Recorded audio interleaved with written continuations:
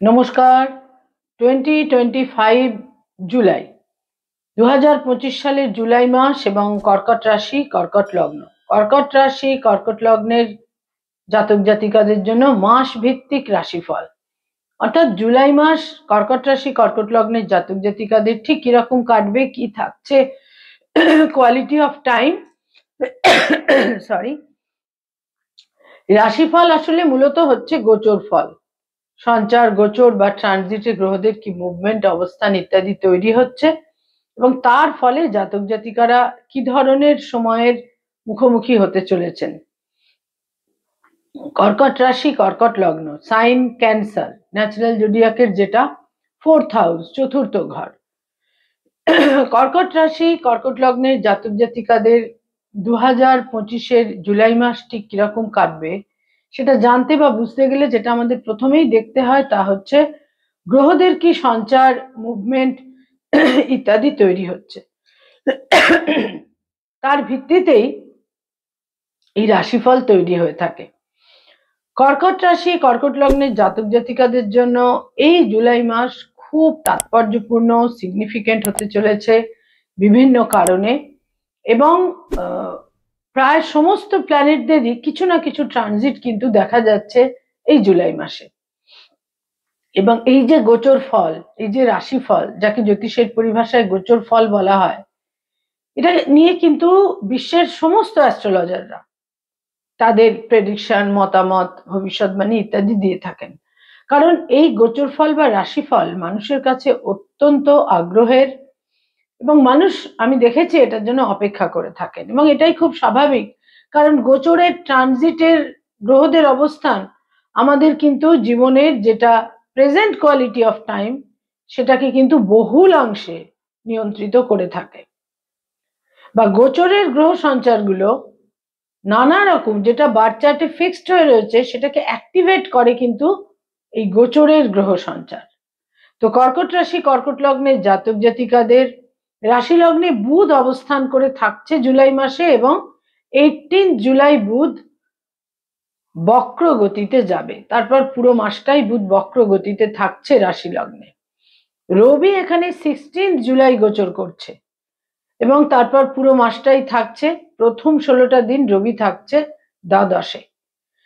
রাশির দ্বিতীয় সেকেন্ড হাউসে মঙ্গল থাকছে, যোগকারক গ্রহ, পঞ্চম এবং দশমের অধিপতি মঙ্গল এখানে থাকছে 28 জুলাই, 28 জুলাই পর্যন্ত।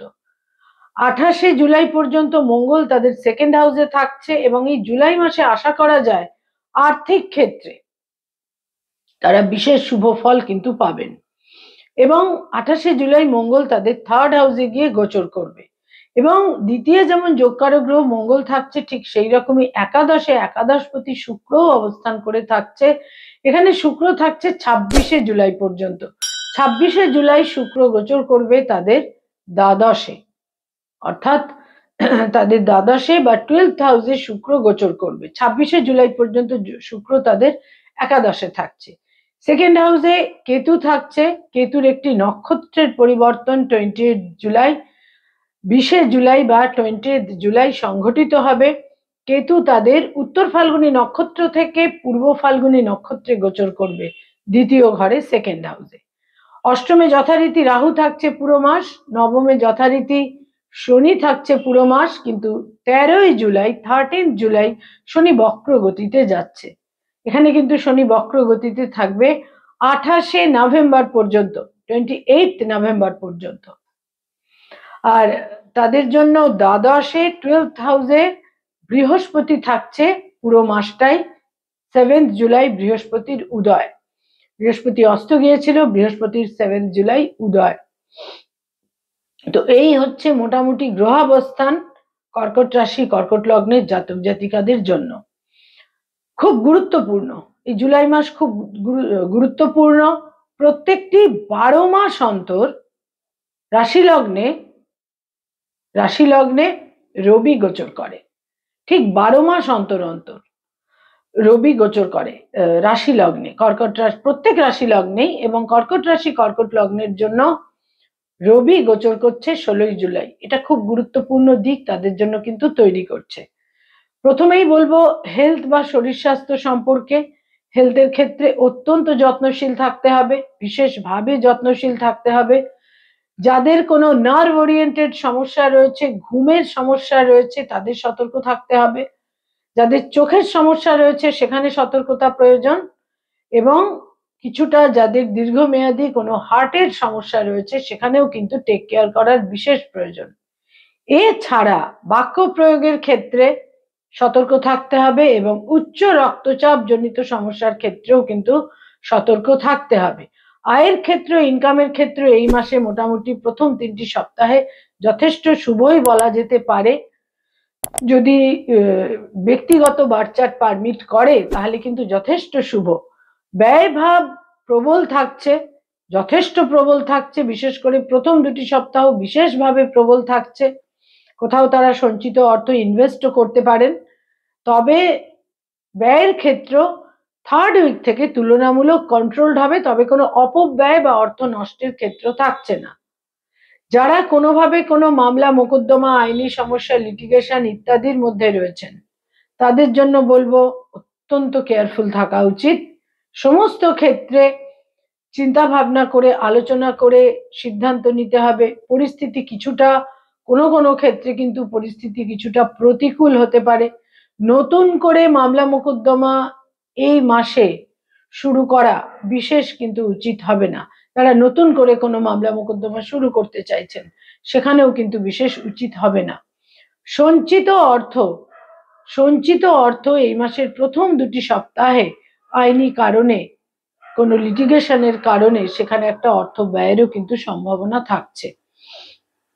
যারা ফ্যামিলি প্ল্যানিং চাইছেন তাদের জন্য বলবো এই মাস শুভ, অ্যাটলিস্ট প্রথম 3টি সপ্তাহ বেশ শুভ। যারা পেরেন্টস, পিতামাতা, তাদের জন্য বলবো সন্তানের দূরযাত্রা, বিদেশ যাত্রার যোগ থাকছে এই মাসে। সন্তানের হেলথ নিয়ে কোনো চিন্তা ভাবনার ক্ষেত্রেও কিন্তু এই মাসে থাকছে। যারা কোনো রিলেশনশিপ, সম্পর্ক ইত্যাদির মধ্যে রয়েছেন তাদের জন্য বলবো এই মাসে কিন্তু একটা ব্রেকআপের সম্ভাবনা থাকছে। নতুন প্রেমের সম্পর্ক তৈরি হওয়ার ক্ষেত্রে এই মাসের প্রথম 3টি সপ্তাহ যথেষ্ট ইতিবাচক বা পজিটিভ। যারা স্টুডেন্ট, ছাত্রছাত্রী, শিক্ষার্থী, বিদ্যার্থী তাদের জন্য বলবো কিছু বাধা বিপত্তি প্রতিকূলতা কিন্তু থাকতে পারে, ঠিক সেই রকমই আবার পাশাপাশি সাইমালটেনিয়াসলি বিভিন্নভাবে তারা সাপোর্টও পাবেন। উচ্চ শিক্ষার ক্ষেত্রে দূরযাত্রা, বিদেশ যাত্রার সম্ভাবনা থাকছে। উচ্চ শিক্ষায় বিশেষ কোনো জটিলতার দিক কিন্তু থাকছে না। যারা কোনোভাবে অলরেডি দাম্পত্য জীবনে রয়েছেন, বিবাহিত, তাদের জন্য বলবো স্বামী বা স্ত্রীর ভাগ্যোন্নতি, স্বামী বা স্ত্রীর কেরিয়ারের ক্ষেত্রে বিশেষ পরিবর্তন, এবং দাম্পত্য জীবনে কিন্তু কিছুটা মতভেদ, মতপার্থক্যেরও ক্ষেত্র এই মাসে থাকছে। যারা কর্কট রাশি, কর্কট লগ্নের জাতক জাতিকা, এই মাসে একটা ব্যাপারে তাদের খেয়াল রাখতে হবে, সেটা হচ্ছে যে কোনোভাবেই তৃতীয় এবং চতুর্থ সপ্তাহে নিজেদের যেটা ইগো, নিজেদের যেটা মতামত, সেই ব্যাপারে একটু ফ্লেক্সিবল থাকা উচিত। তা না হলে কোথাও না কোথাও একটা সংঘর্ষ, কনফ্লিক্ট তৈরি হয়ে যেতে পারে। ভ্রমণের জন্য এই মাস অত্যন্ত শুভ। যারা কোনো ট্রিপে যেতে চাইছেন, ভ্রমণে যেতে চাইছেন, প্লেজার ট্রিপে যেতে চাইছেন, এই মাসে বিশেষভাবে এই সম্ভাবনা থাকছে, বিশেষ করে শেষ 2টি সপ্তাহে। যারা ডক্টর, মেডিকেল প্রফেশনে রয়েছেন, হিলিং প্রফেশনে রয়েছেন, পুরো মাসটাই আপনাদের ফেভারে থাকছে, তবে ভ্রমণেরও সম্ভাবনা থাকছে, অন্য কোনো স্টেটে বা বিদেশেও যাওয়ার প্রয়োজন হতে পারে। যারা আইনি পরামর্শ দিয়ে থাকেন, অ্যাডভোকেট, লয়ার, তাদের জন্য বলবো এই মাস তুলনামূলক যথেষ্ট শুভ, তবে 18 তারিখের পর সমস্ত ক্ষেত্রে চিন্তা ভাবনা করে সিদ্ধান্তগুলো নেওয়া উচিত হবে। যারা স্টক মার্কেট, শেয়ার মার্কেট ইত্যাদির ক্ষেত্রে রয়েছেন, ইন্স্যুরেন্স অর্থাৎ মানি মার্কেটে যারা রয়েছেন, যারা ইনভেস্ট করিয়ে থাকেন, যারা ব্যাংকিং সেক্টরে রয়েছেন, চার্টার্ড অ্যাকাউন্টেন্ট, নিজস্ব চার্টার্ড ফার্ম রয়েছে, বিভিন্নভাবে ফিনান্সিয়াল ইনস্টিটিউশনে যারা অ্যাডভাইস দিয়ে থাকেন, কনসালটেশনের কাজ করেন ফিনান্সের ক্ষেত্রে, এ সমস্ত ক্ষেত্রে এই মাস বেশ শুভ। তবে এই মাসের তৃতীয় সপ্তাহ থেকে চিন্তা ভাবনা করে সিদ্ধান্তগুলো নিতে হবে। বাক্য প্রয়োগের ক্ষেত্রেও কিন্তু সতর্কতা প্রয়োজন। যারা সরকারি চাকরি করেন, গভর্নমেন্টের সঙ্গে কানেক্টেড হয়ে কাজকর্ম করেন, এই মাস আপনাদের ফেভারে থাকছে। যারা বেসরকারি ক্ষেত্রে কাজকর্ম করেন তাদের জন্যও কিন্তু এই মাস যথেষ্ট শুভ। যারা আইটি সেক্টরে রয়েছেন তাদের জন্যও এই মাস শুভ। যারা রাজনৈতিক ব্যক্তিত্ব, পলিটিক্যাল ফিগার, এই মাসে বিশেষ করে আমি বলবো শেষ দুটি সপ্তাহ আপনাদের মর্যাদা, প্রভাব, প্রতিপত্তি বৃদ্ধি পাবে। প্রচুর ঘোরাফেরা, ভ্রমণ, ট্রাভেল, ট্রিপ ইত্যাদির সম্ভাবনা থাকছে। তবে বাক্য প্রয়োগে কিছুটা ফ্লেক্সিবল হওয়া যথেষ্ট প্রয়োজন রয়েছে। যারা ব্যবসা বাণিজ্য করেন, বিজনেস ওরিয়েন্টেড পিপল, অত্যন্ত শুভ এই মাস। তবে এই মাসের দ্বিতীয় সপ্তাহ থেকে ইনভেস্টমেন্টের ক্ষেত্রে সতর্ক থাকতে হবে। যারা রিয়েল এস্টেটের কাজকর্ম করেন সেখানেও ইনভেস্টমেন্টের ক্ষেত্রে যথেষ্ট সতর্কতা কিন্তু প্রয়োজন। যারা ক্রিয়েটিভ ফিল্ডের মানুষ, সৃষ্টিশীল কাজ করে থাকেন, পারফর্মিং আর্টের সঙ্গে সংযুক্ত, যারা বিজ্ঞাপনের জগতে আছেন, অ্যানিমেশনের জগতে আছেন, any type of creativity, innovative লেখালেখির কাজ যারা করেন, এ সমস্ত ক্ষেত্রে প্রথম 3টি সপ্তাহ অত্যন্ত শুভ, অ্যাপ্রিসিয়েটেড হবেন, মর্যাদা বৃদ্ধি পাবে। যারা পড়ানোর কাজ করেন, স্কুল, কলেজ, ইউনিভার্সিটিতে পড়িয়ে থাকেন, ফ্যাকাল্টি হিসেবে বিভিন্ন ইনস্টিটিউটে পড়ানোর কাজ করেন, এই মাস শুভ। তবে আপনাদের ইগো এবং কোনো কোনো ক্ষেত্রে রিজিডিটি আপনাদের কিছুটা বিপন্ন কিন্তু করতে পারে, সে ব্যাপারে যথেষ্ট সতর্ক থাকতে হবে। যারা কোনোভাবে উচ্চশিক্ষার জন্য বা কর্মসূত্রে বিদেশে যেতে চাইছেন, এই মাসের 3rd উইক থেকে সময় আপনাদের ফেভারে থাকবে।